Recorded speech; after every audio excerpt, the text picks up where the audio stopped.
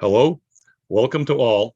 My name is Andy Mahut, and I am a director and honorary secretary of the NATO Association of Canada, which is a charitable NGO dedicated to informing Canadians about the value of security and the importance of NATO.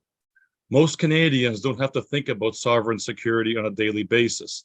And while that is an impressive achievement for our society, it does leave Canadians exposed to the dangers of taking that security for granted.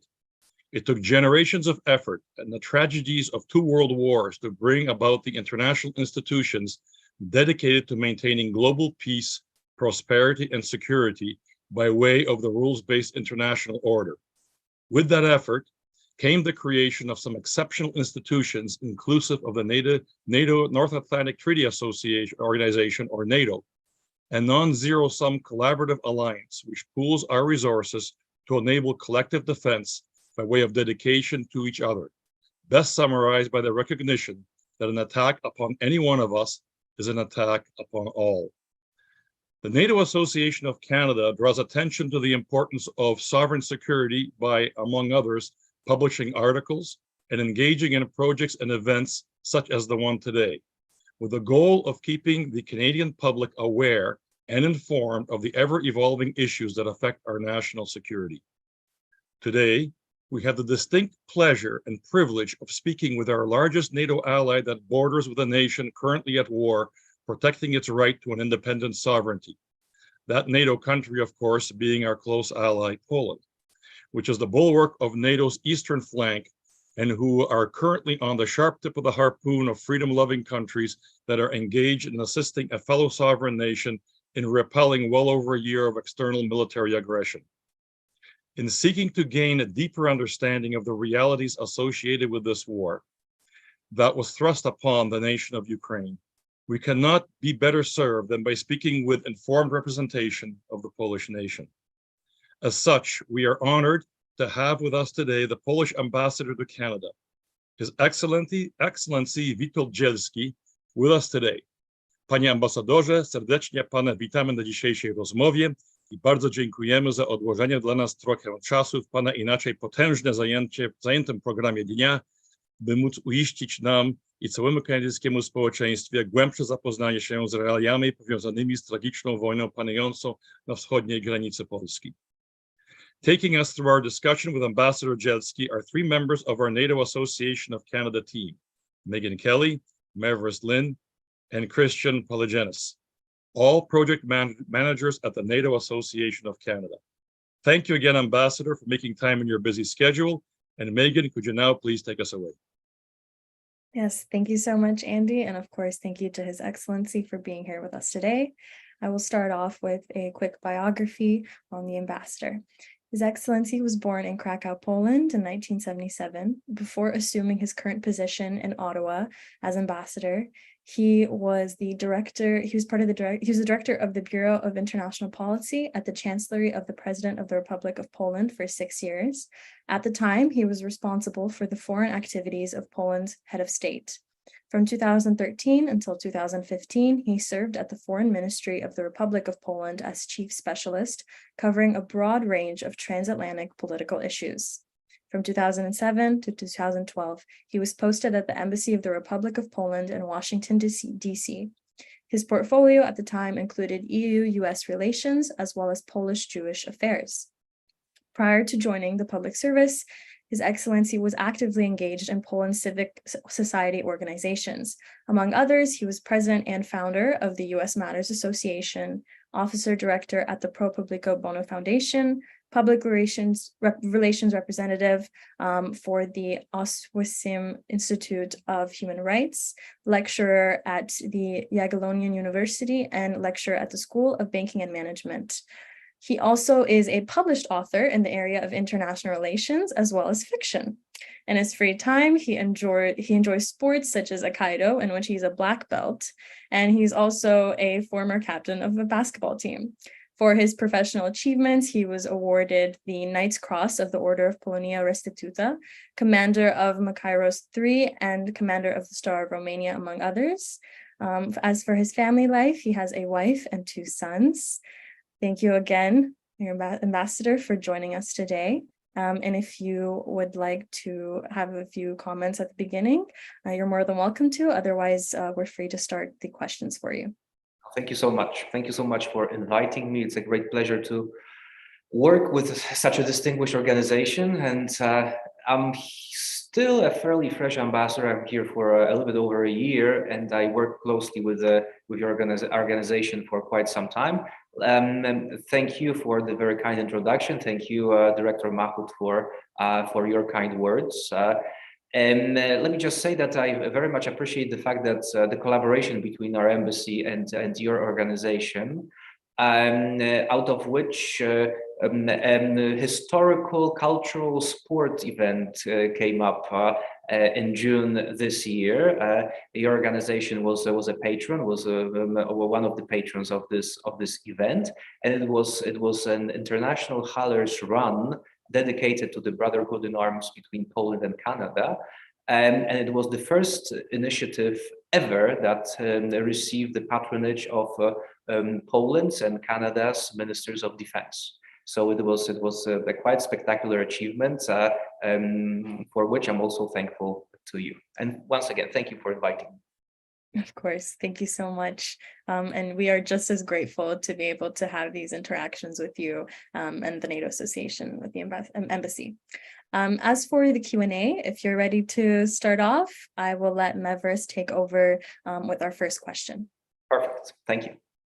Yeah, so let's get started here. First of all, thank you so much again, Mr. Ambassador, for coming today. And the first part of this discussion, we will focus on the Vilnius summit that took place from July 11th to 12th in Lithuania. At the summit, following multiple hours of negotiations, Jens Stoltenberg, the Secretary General of NATO, announced that the Turkish president agreed to unlock Swedish accession to NATO. And soon after, the Hungarian Prime Minister stated that Hungary would no longer block entry to Sweden and also would support their membership. So with Sweden and Finland's recent entry into NATO, what are your thoughts on the future of NATO's enlargement goals? Thank you. Those changes introduce a certain change in the architecture of security in the region and the Baltic Sea region, and they are very important from the Polish perspective. From the Poland is very happy about the fact that both Finland is already there, and we're hoping that Sweden will join the club as soon as possible. The presence of those two countries and their military, which is excellent, and as well their military industry, has a huge strategic importance to the region, to Poland, and to NATO. And it's worth remembering that this is a development which is actually caused by Russia and its atrocities against Ukraine and the war that is raging there. So this is one of the elements. This is an element which presents a certain failure to the policies of Moscow vis-a-vis NATO. We are not happy about those developments in the eastern flank, but we are happy with the strengthening of the architecture, security architecture in the region. Yeah, thank you so much for that response. Definitely NATO's enlargement has been a very complex issue since the end of the Cold War. And as more countries are joining the alliance, that would signal a significant step in NATO's enlargement goals. And that could have a lot of different implications, like involving the Russo-Ukrainian war, which we'll definitely get to later. Moving on to our next question. At the summit, a realist approach was adopted on the future of Ukraine's path towards NATO membership, resulting in a compromise between different views within the alliance.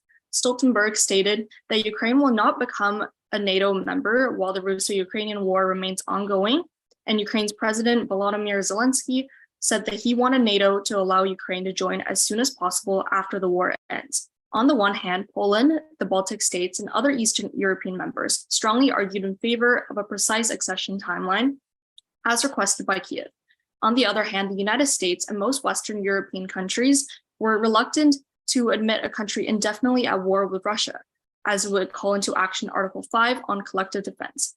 So could you explain Poland's stance on this issue and the intent behind supporting such a precise accession timeline for Ukraine? And is there a greater incentive for Poland to support Ukrainian accession as a way to counterbalance growing Russian influence in Eastern Europe? Mhm. Well, look, the beauty and power of such an organization as NATO, as our alliance, is that we work within unity, and this is in the end, it is always NATO strength. We are democracies. We have our conversations. We do not agree, but we are strongly opinionated people that are able to understand each other and build common ground. And with that respect, and in this context, my sense that the NATO summit was a success. In terms of the Ukrainian perspective to NATO. First of all, NATO, it was bluntly said that NATO will be a member of NATO. Second, it was decided that Ukraine will not need to go through the membership action plan, through the famous map. That it is belief of allies that the level of interoperability and other elements important for the perspective of Ukraine and NATO are to some or to a great extent already there. So map is not necessary. So this is very important, and so we are in a different situation. But there is an agreement that Ukraine will get into NATO as soon as especially as soon as the war ends, and when parties of NATO or allies of NATO will be able to conclude that this is an appropriate moment. We are not yet there, as you mentioned rightly. Poland, as it was the case with many other issues when it comes to Ukraine during the Russian full invasion. Poland has been in vanguard of countries that has been supporting Ukraine. This is also the element that we've been pushing for, and will continue to do it. But again, within the framework of unity, with the understanding that we are all democracies, and we have conversations and we come to certain conclusions. Yeah, definitely. Thank you again. Like a well-defined accession timeline as soon as possible as the war ends can be a really good compromise that addresses both Ukraine's aspirations and the need for stability in the region, as well as supporting democracy all over Eastern Europe. And then we will pass it on to Megan for the next question. Sure thing. Thank you, Mavrist. So continuing on the topic of the Russo-Ukrainian war, it was really interesting that you spoke about, NATO working within unity and strength, and despite having differing opinions. So on the whole, the summit delivered this message of unity and an allied unity on the adopted approach since the beginning of the war, which was to support Ukraine as much as possible without entering a direct war with Russia. And as you said, Poland has been part of the vanguard of countries supporting Ukraine within this framework of unity, specifically providing Ukraine with a lot of military equipment, MiG-29 fighter jets, tanks, and among others. Just this past month, the Polish military aid to Ukraine reached the 3 billion euros mark. With that, we wanted to know what your thoughts are on Poland's contribution to NATO's military aid of Ukraine as a whole, and whether there is a line that needs to be drawn or a limit to this aid, and if so, are we approaching it? Mm-hmm. Thank you for this question. It's in terms of the limit, it depends on the area that you look at. But one of the perspectives which is important and agreed to a great extent among the allies is that Ukraine needs to secure its continue securing its sovereignty, independence, freedom to be able to make the decisions for their own, and retrieve the territories that were taken from.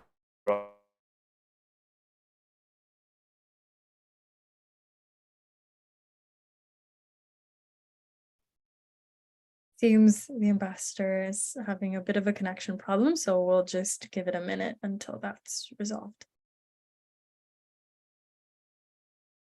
Okay, so Matthew, our program editor, has let me know that he's trying to get the ambassador on as soon as possible. So in the meantime, I will just briefly discuss what the ambassador touched upon in his answer regarding military. Oh, okay. He's back. Hello, can you hear me? Yes, ambassador. No, it's yeah. Sorry, we were about the limit for the involvement. Yes. Okay, so where did it stop? What did I say last? Do you remember, more or less? Yes. You were talking about how Ukraine really needs to ensure and secure its sovereignty and independence, and how NATO's contribution and military contribution is key to this. And then it cut off. Well, the key here anyway is that, and this is something that is strengthened by the communication from the allies, is that we need to continue providing support for Ukrainians until they are able to secure peace in the end, and they are able to retrieve the territories that were taken brutally, forcefully by Russian forces. And it's important to be careful to a certain extent with, I mean, this is an important question to be asked, an important topic to be discussed, but this goes down a little bit towards the notion of war fatigue. Is there a limit? Should we stop now? Should we stop supporting Ukraine on Tuesday, Wednesday, or Thursday? And this is something that should not be relevant for us at this point, because our job is to protect the international law, to protect countries that strive for preserving their democracy, their right to exist as sovereign countries, and we need to act against countries that stand in violation with such basic rights. So I would say, in a certain way, there is no limit politically and in the sense of necessity on our side to provide support to Ukraine. Perfect. Thank you for that, and thank you for the comment. As I have noticed that war fatigue has been brought up more frequently now, given that the war is approaching, is past the 1 year mark. But it is very, very key that NATO continues its pursuit of protecting these very core values of international law, democracy, and sovereignty, which cannot really be overridden by, things like military expenses and that nature. Absolutely. With that, I will pass on the question back to Meverest for our next one. So more on the war. At the summit, we concluded that a new geopolitical status quo is needed to make confrontation more or less safe. And Russia considers post-Cold War NATO as an organization to be an expansionist bloc and sees the challenges in stopping such expansion. And then on the other hand, NATO sees Russia as a revisionist power, but is unclear yet about the limits the alliance is ready to overstep in efforts to stop it. And the summit in Vilnius confirmed the views of both sides, but did not indicate any path towards a sustainable geopolitical future. So from a Polish perspective, how can NATO members navigate this new geopolitical reality in the short term within the context of the war, as well as in the long term after the war has ended in the future?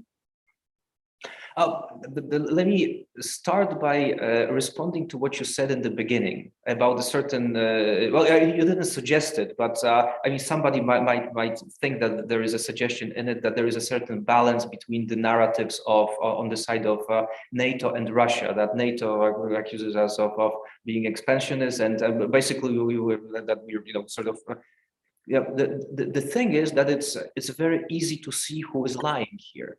I mean, I mean, NATO did not invade Russia in any way. It was, it was Russia that invaded, destroyed in a number of senses, violated human rights, raped women and children, and I mean, Russia invaded Ukraine, took illegally its territory. So there is, I mean, it's black and white, really. So there is a this is a topic that is obvious. I mean, it's not NATO that is NATO is a defense alliance. This is how we operate. And coming to the second part of your question, because we are a defense alliance, we have to, and we are a successful defense alliance, we have to adjust to the security architecture, which we are dealing with. And so the future of NATO, which was initiated and confirmed at the summit in Vilnius, is that we are coming to a new perspective, stronger perspective in terms of defense plans that were adjusted and accepted. That we are building our deterrence by denial, that we are strengthening our position, that we are strengthening the allies in the eastern flank, and this is the new architecture in the region. And this is not still; it's a defensive structure. It's not offensive. Whenever you talk to any of the allies, I mean, I've never had a single conversation, even sort of even in jokes, that you would have allies entering Russia, attacking Russia, or anything of we are a defensive alliance. We want to live in peace, in democracy, in stability for our generations to come, families contemporarily to develop and to live their happy lives. This is the idea behind NATO. We are not an expansionist organization. Yeah, for sure. Thank you. It was a great reminder that NATO is a defense organization, and navigating this new geopolitical reality between Russia as the invader and NATO requires an approach that balances a lot of different things, like you talked about, a defense preparation, engagement diplomatically, and also long-term strategies that's very aimed at protecting human rights and democracy. So yeah, that was very insightful. And then as a follow-up to a previous question, what do you envision to be some of the long-term implications from the war at the scale of Poland, the Eastern Bloc, NATO, and even globally? And then what sort of precedents are in the process of being set right now, economically, politically, or even with regards to military alliances between NATO and non-NATO members, for example? Mm-hmm. Well, the short-term consequences are needs are to fulfill the NATO plans which are in place at this point. So building up the security, being able to build up security in such a manner that Russia will continue to understand that there is no logic behind attacking NATO, whether it's a typical military threat, whether it's a cyber threat, whether these are all the techniques which Russians are using in their aggressive policy, and regionally in the long-term perspective. As soon that the war ends and stability returns, it's about rebuilding Ukraine with the involvement of the allies and friends of Ukraine from all over the world. But also, in the long term, hopefully allowing Russia to become a stable partner of the democratic countries. Yeah, definitely. The war has had a lot of different implications on social, economic, and political factors in all over Europe and all over the world. And I really liked your focus on rebuilding Ukraine after the war, but then at the same time, kind of reaching out and inviting Russia into potentially becoming a more stable partner of NATO instead of what we have experienced in the past year. And so we'll pass it off to Megan again. Perfect. Thank you, Mavrist. Moving on, we will be talking a bit about the sanctions within the Russia-Ukraine war. So since the start of the war, Poland has been a really leading figure in pursuing sanctions against Russia, including the prohibition of import and transit of coal originating from Russia as well as Belarus. And more recently, following Russia's destruction of the Dnipro River in Ukraine earlier this summer, the Russian Ministry of Foreign Affairs put out a statement calling for even more sanctions against Russia and deeming the act a grave violation of basic norms of humanitarian and environmental protection law and an apparent war crime. And so given these comments from the Ministry of Foreign Affairs, as well as Poland's really vehement pursuit of these sanctions against Russia, can you comment on the efficacy of these economic sanctions and especially from the Polish perspective, how they've impacted or will potentially impact the Polish economy? It needs to be said that that there, from the very beginning, there was a certain group of countries which were very strong on sanction regime vis-a-vis Russia, and Poland was there, obviously, Baltic countries. But it needs to be said, since we are in Canada, that the Canadian government did from the very beginning a very good job in that regard. And you've been pushing the notion of sanctions vis-a-vis Russia in a very strong and appropriate manner, I would say. It is for Poland. Obviously, it was much more difficult because we're a neighbor of Russia, and Russia is, was, and potentially will be an important, very important economic partner for Poland also. So the sanctions which we promoted caused quite a lot of economic financial pain and are a burden to Poland more than to most of the allies within NATO. So that was a very strong decision, right decision, and strong decision on the Polish side. But it's worth also remembering that Poland, for example, in the energy area, has been preparing for the situation for longer term. We unfortunately had a close history with Russia, and it's not nice, so to speak. And we know from our history how Russia operates, and many of our politicians, our experts, have foreseen, including the late President Lech Kaczyński, have foreseen what is going to happen, and unfortunately it is happening. So Poland, to some extent, has been preparing for this, and we've been building our energy resilience from Russia, and this is why today Poland is one of the few countries that is able to say that we are resilient. For example, in the area of natural gas, we've built our infrastructure, and we've been producing gas, or purchasing from other areas and sources. And for many countries of European Union, it was not that obvious, and there was the different level of dependency on Russia. So Poland, for Poland, the sanction regime is not easy, but to some extent we've been preparing for this, and today Poland is doing. We've adjusted to the situation, and Poland is doing, I would say, well.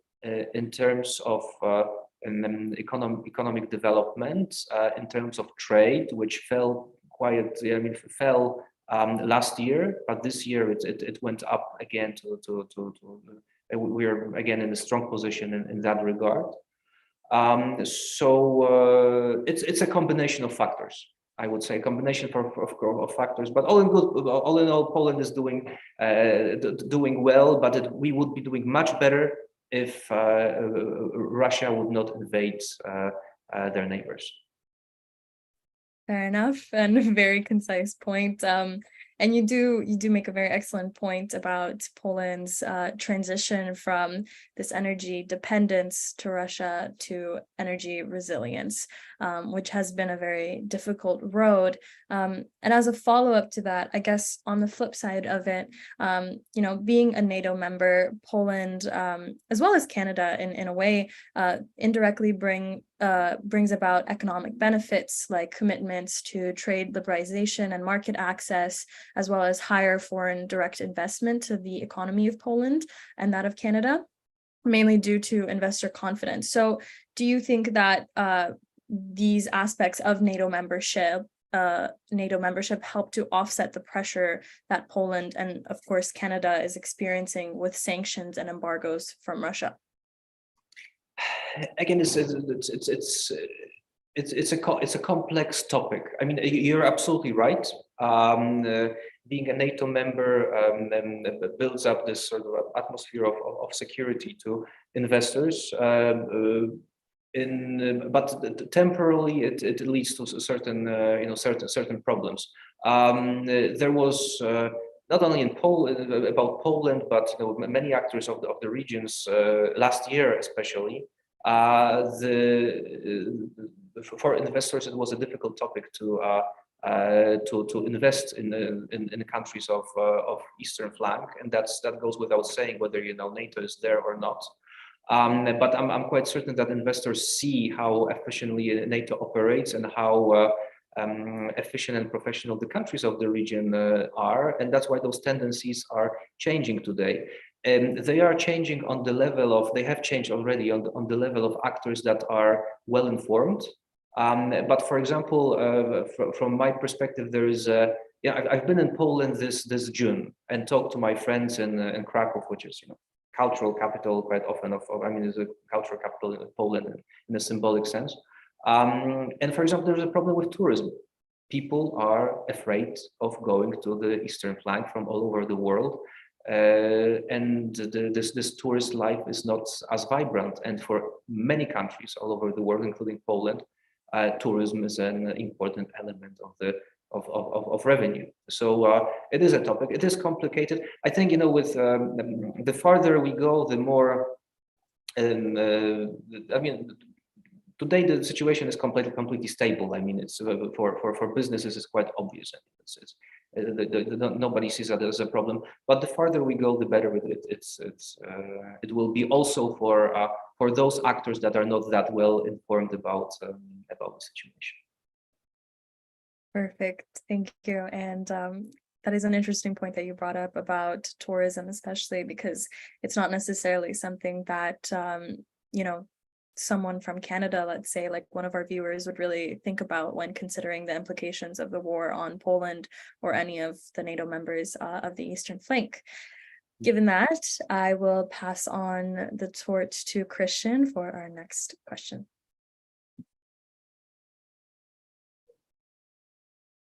Yes. Okay, so the next question will be the NATO defense spending.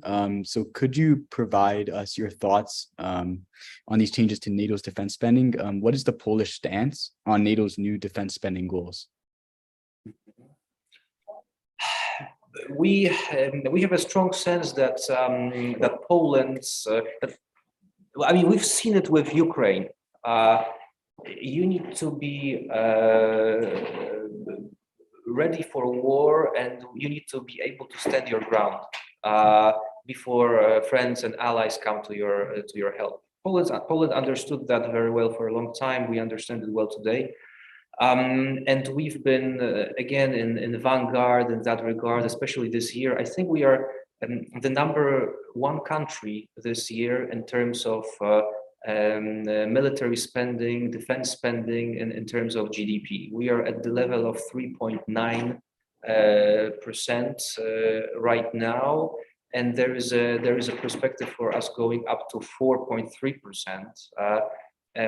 Which is a big change, especially with the huge Poland's economic development, because in real value, in total numbers, with the growth, which is huge growth of Polish economy, let's say throughout last decade, those numbers, not only in terms of percentages, but in real value, are really big. So we've been strengthening our military with most modern equipment, including F-35s that we will be soon receiving the first one of. We already have a number of F-16 fighters, fighter jets. We've been purchasing tanks from United States, from Korea, from different partners. We are producing quite a lot of modern equipment, including the Crab howitzers, which constitute a very important element of Ukrainian military at this point.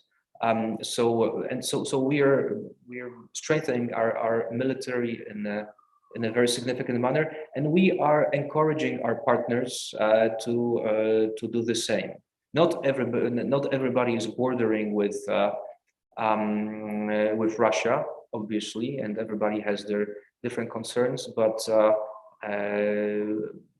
still, we believe that being a part of NATO, being a responsible ally, requires an investment in your defense and with this in defense of the whole alliance. Of course, thank you, Ambassador. Yeah, so it seems like Poland is very supportive of NATO's important decision to approve defense plans in line with the new strategy agreed to at last year's summit, and Poland's commitment to your high defense spending per GDP enables the defense of the alliance a lot more and protects the other NATO members as well. And then moving on, even though much of the summit focused on the war, as we have already discussed, the attendance of leaders of Australia, New Zealand, Japan, and even South Korea are very noteworthy as well. NATO is increasingly interested in partnering with those like-minded countries because of the US's aim to contain and counter China. So what is Poland's stance on China's rise as an economic and military power in its recent years and the potential challenges that China poses to international order and security? Poland, for natural reasons, is concentrated on our region and for the security of Eastern flank. But we are very strongly dedicated to the 360 degrees perspective. So we are ready to provide support to our allies in other places, other continents, and we closely monitor the issues that constitute a security threat problem to our partners.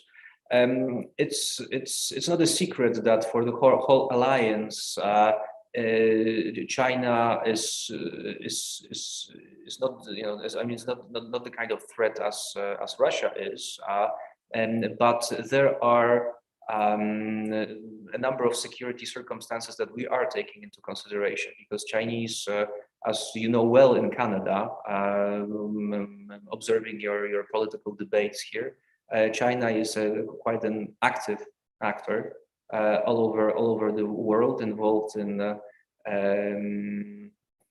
different I would say activities. We make it very clear. We do business. We have relations with China just like you do. We want to have our relations with China as good as possible, but we make it clear to our Chinese colleagues that security issues within NATO are security issues within NATO, and this is the area that we don't like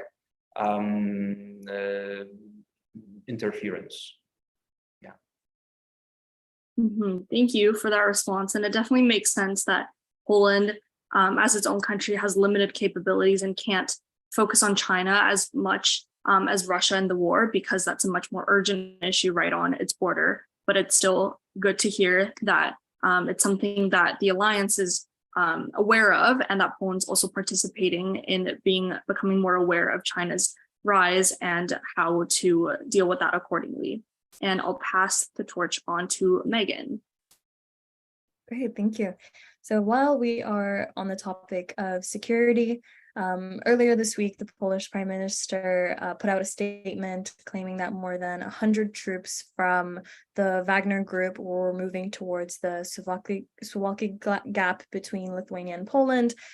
He called this a move undoubtedly a step in the direction of a further hybrid attack on Polish territory. And there's even experts that have suggested that Russia intends for this move to somehow cut off the Baltic states from NATO and even poke holes in the alliance's ability to come to the aid of its members. And so what are your perspectives perhaps on this issue and the potential threat that Wagner poses not only to Poland, but Polish-Canadian relations as well as NATO in general? Mm-hmm. Well, thank you for raising this point, because we didn't tackle the Belarus, and Belarus is a big topic in this regard, because this is a very strong and the Lukashenko regime is a very strong supporter of Russia. This is a country on its own that violates human rights, does not treat their citizens in an appropriate way. And we would very much hope that this changes in the future, and there is we have a direct problem in that regard, not only related to trade, because there is Belarus is sanctioned as well, but to the Polish community, which is very much suffering under the Lukashenko regime. Having said that, in terms of the Wagner Group, which is present right now in Belarus, according to the estimates that are provided in the public sphere, these numbers are about 4,000 soldiers, and these are dedicated soldiers, quite often criminals and mercenaries that have their own orientation in terms of how they operate, and it is considered a serious problem and a threat from the perspective of the Polish government. But this is not. I wouldn't only say that it's a threat to Poland, because Poland is standing guard on the border of NATO and the European Union. So the border of Poland with Belarus, where we are dealing constantly with numbers of provocations for last years, we are protecting our common community. So this is something really important. And again, any kind of provocation against Poland creating an atmosphere of a serious threat would require a reaction of NATO. So we have a sense in Poland that it's our job to make sure that this atmosphere of deterrence by denial provided by Polish security, by Polish forces, makes it clear to our partners that it's not a good idea to provoke NATO. So it is a serious issue, but this is a serious issue not only for Poland but for the whole alliance, and this is well understood within among the allies.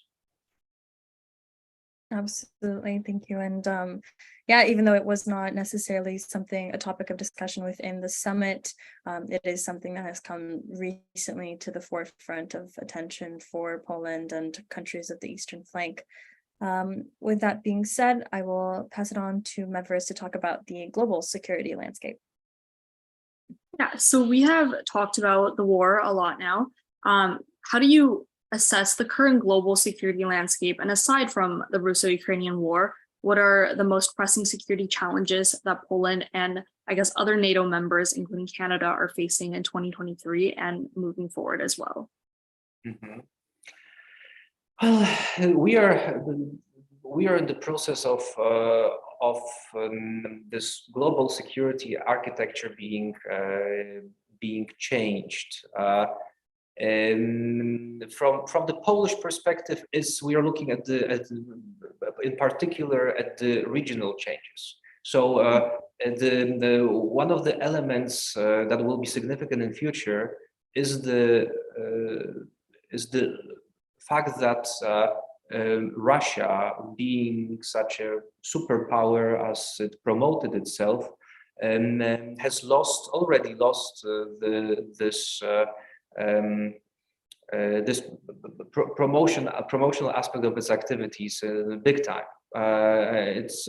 It didn't lose the war yet, but it lost in strategic terms. It's not, nobody looks at Russia anymore as this superpower that is able to match anybody in the world, that is able to match United States, that is able to match China, that is able to match even European Union or so. It's not. The strategic goals of Russia were not achieved. Exactly the opposite happened. NATO got strengthened, integrated. New countries are joining NATO. Russian military are not able to win a war against a much smaller power, which is Ukraine. So this is an element of the architecture which will stay in many years to come, an element for it's in the long-term perspective. So from the regional, but also globally, this is an element to it. There are very many aspects that are significant globally, and that we either learned from the war in Ukraine or have repercussions because of the war in Ukraine. And those elements relate to food security, for example. They relate to energy security. And also they relate in the military sense. They relate to military procurement, for example, and the military industry that learned a lot from the what is happening. I could delve in all of those elements, but there is no time. But if you'd like to, I can elaborate. But just to sum up this short point, there are huge global repercussions of the Russian invasion on Ukraine that we've learned about, and they will continue to develop, and they will have an influence on the security architecture and the way our countries cooperate, and collectively, but also individually. Absolutely. And in our next couple of questions, I think there will be chances to elaborate on some of the things that you just mentioned. So yeah, in terms of time, we'll just kind of wrap this question up. And I really liked how you talked about how the current global security landscape is very complex and involves a lot of different things like food security, energy security, technologies, the military, like you said, and for Poland specifically, navigating this changing region with Russia being less so of a superpower. I think those are things that people from Canada would probably be less aware of, that's something that Poland would deal with post-war. And yeah, I'll pass it on to Christian to talk about border security in the region. Yes, so the question about border security. So border security and immigration has been a significant topic of discussion in Europe, especially concerning illegal migration. Poland in particular continues to struggle with pushbacks at the Belarus-Poland border and an influx of asylum applications. In addition, since the start of the war, nearly 14 million Ukrainian refugees have crossed into Poland. So how is Poland managing its borders, particularly in light of recent developments in neighboring countries such as Ukraine and Belarus? How do you envision Polish immigration and asylum policy to change in the future? Oh, thank you for this question. It's in terms of the thing, since the beginning of the full-scale invasion of Russia on Ukraine, and things which happen in terms of allowing refugees to Poland are, I would say, quite spectacular, both in terms of the involvement of general public, of regular Poles, but also Polish institutions, civic organizations, etc. As you know, as you mentioned, millions, I think 12, 15 millions of Ukrainians had passed the Polish borders at the beginning of war. At the peak, I think we had about 5 million or so Ukrainians staying temporarily and in Poland, and later the numbers are right now smaller. The number of refugees in Poland is more than 1 million refugees, plus the Ukrainians that have been there already before. But the phenomenal thing was that those people in Poland, you did not have any refugee camps. You just had regular Poles opening their hearts and homes to people in need, mostly women and children that came through the border with all the needs.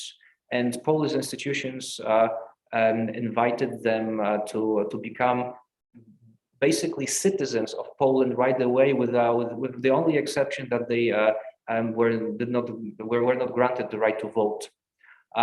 So they received full access to.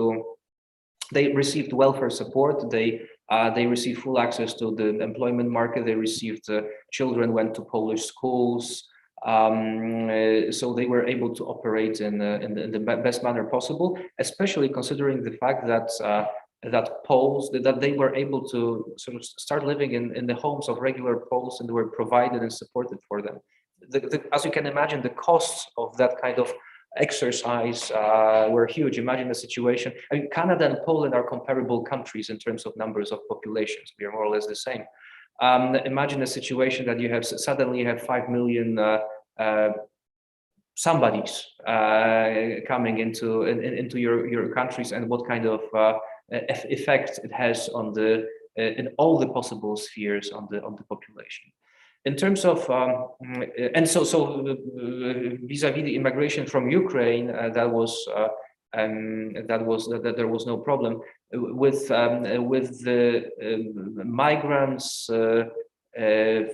that came through Belarus, which was encouraged by.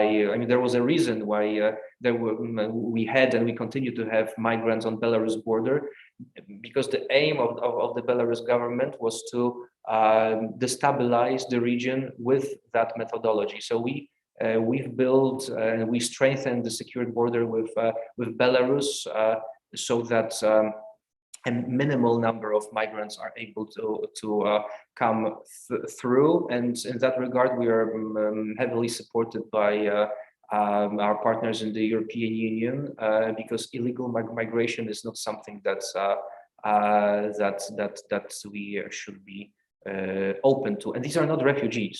These are provocateurs. These are economic migrants, and these are quite often poor people that were made and by Lukashenko regime to come to Belarus with the perspective that he would not be able to provide really. So it is a complex situation. It's a painful situation, but first and foremost, we need to make sure that we are providing security for citizens of Poland, of European Union, of NATO. For sure, Ambassador. I also have another question about regional security. What are Poland's contributions to ensuring regional stability, and how does it collaborate with other NATO members to address security concerns in the area? Mm-hmm. Well, I mentioned the financial involvement. We talked about it earlier in terms of spending for defense. So this is a big element, an important element. But otherwise, there's a number of political issues. Poland is in very many ways is a leader and for security topics in the region, not only for security in this different aspects of security topics, and we are leading in the formats which have been present for some time. So whether it's EU or NATO, but also in formats that we've co-created with our regional partners. So, for example, with there is this format of Bucharest 9, which is the NATO format, which is a format of the eastern flank, which goal is to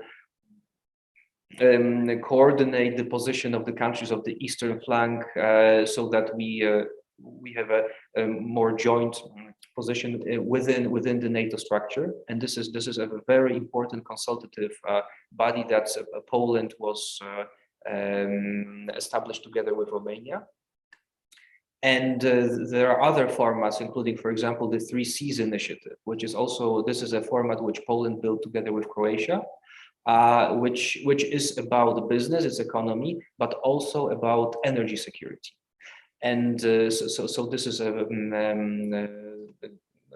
another format. So we are very active politically in the region. Polish authorities, President Andrzej Duda, Prime Minister Mateusz Morawiecki, and other political leaders in Poland are very active in the regional politics with our partners in the eastern flank, and we are making sure to work closely together in order to do as much we can, provide as much we can in the area of security for the region. Thank you very much, Ambassador. I'm not going to pass on the questions to Megan. Thank you, Christian. This is our second last question. We know it's been a lot, and we thank you for your patience and your wonderful answers. With this one, it's more in the field of cybersecurity. And so in 2022, the number of cyber attacks grew significantly in Poland, especially not only just in private, but also public sector administration, hospitals, banking, and other sectors that have been targeted. And so there's been an increasing demand from the local, public, and private sectors in Poland for maybe more innovative cybersecurity solutions. And cybersecurity is also a topic that Canada struggles with in general. And so can you give us some insight into how Poland is facing this growing demand, and perhaps maybe how it plans to deal with the cybersecurity challenges, perhaps through collaborating with Canada among other NATO members? Mm-hmm. It is a very big topic also within the NATO structure. Poland has been very active in this regard. It's what is helpful is the level of the developments of Polish own, not external, but own companies dealing, whether it's directly security, but also with software. The changes that have happened in Poland in recent years are fascinating. For example, Poland is one of the leaders of the, for example, of the gaming industry globally. So we have our own experts, software experts, people that are able to get involved in those processes and provide support in that regard. And this is why Poland is able to restructure its security, internal security architecture, so that we can provide in that sense. We, for example, established a couple of years ago, a year ago, a separate force in Poland within our armed forces, which is a cyber force. I think that will be the translation. And a couple of our ministries have special sections dealing with the topic. We are working very closely with companies, not only Polish but also international, Google and other partners of that magnitude, Microsoft, Cisco, on the topic of cyber security. And this is a war that you never win, but you constantly need to build up and strengthen your posture. And this is what we are doing. I think we are doing in a quite successful manner, because Poland is one of the countries that receive most of the cyber aggression for a number of reasons from the east, from Russia. And but so far I don't hear of real successful successes of our opponents in that regard. But this is a topic which is being treated in a very serious manner in Poland. It's a big topic, and in Poland we have developed extensively in the area of IT technologies. Polish citizens have access If you're a Polish citizen, you have your, if you're a patient, you have your patient's account on your cell phone with all the prescriptions, with all the information, all the data on your medical records. You can consult doctors so yeah. And it's not only that. In many and a typical Pole has everything in his ID, his medical patient account, his everything that is important for a city. He's doing in the internet. We can deal with our courts, with all the important institutions. We have every Pole, that applied for it has a verified electronic signature. So you can work with all the public institutions, not only public, but mostly public, to do any kind of business that you require, whether it's registration of your car, whether it's loads of things. Quite interesting, and so we are very much advanced in that sense. But the more advanced you are, the more security you need, because that's how it works. So it is complex, and I don't know everything in that regard. It's not possible to know everything, but we are making all the possible efforts to make sure that again, in the security area, that the eastern flank of NATO is secure.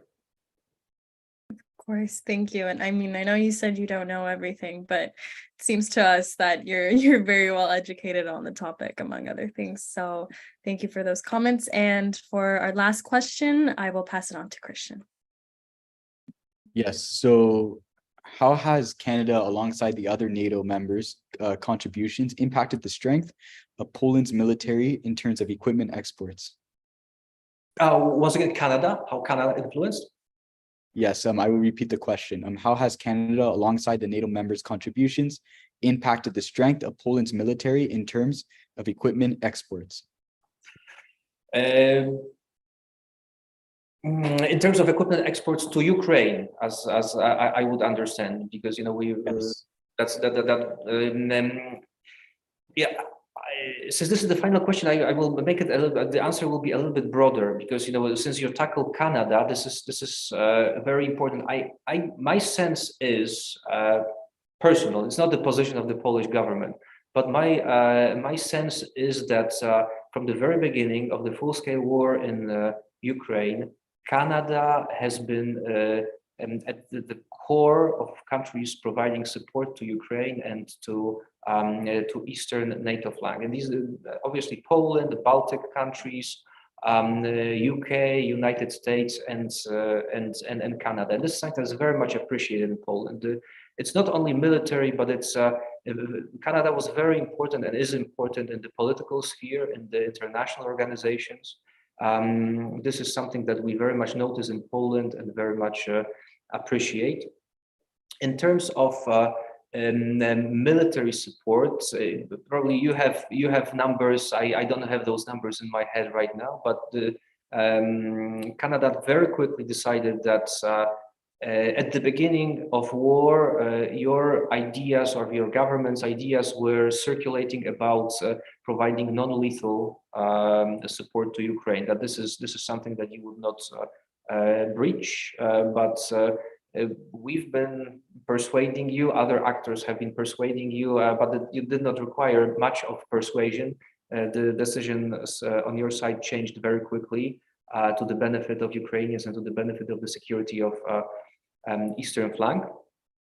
And you did provide extensively. I don't have the numbers, but in the area of equipment, Poland very much appreciated your decision, strategic decision to provide Leopard tanks and to join the coalition built up by Poland in that regard. It was very important that a G7 country made such a decision and delivered the modern equipment to Ukrainians, because it was so this is important. You're also participating in providing support to Ukrainians together with Poles in the region directly, whether it's a training operation or something that needs to be absolutely mentioned, your presence, your military presence in Adaži in Latvia, as which presence you are planning to extend. So this is again very important and very much appreciated. Thank you so much, Mr. Ambassador. We will now pass on the final remarks to Andy. Well, thank you, Mr. Ambassador. Thank you, Ambassador Jelski. This has been an especially informative and introspective discussion of the political and pragmatic security, economic, and other concerns related to Ukraine, as well as other issues, both emergent and prevalent in NATO and on NATO's eastern flank. The expansion of our discussion to global matters of interest was also very engaging, specifically in the area of security and economics.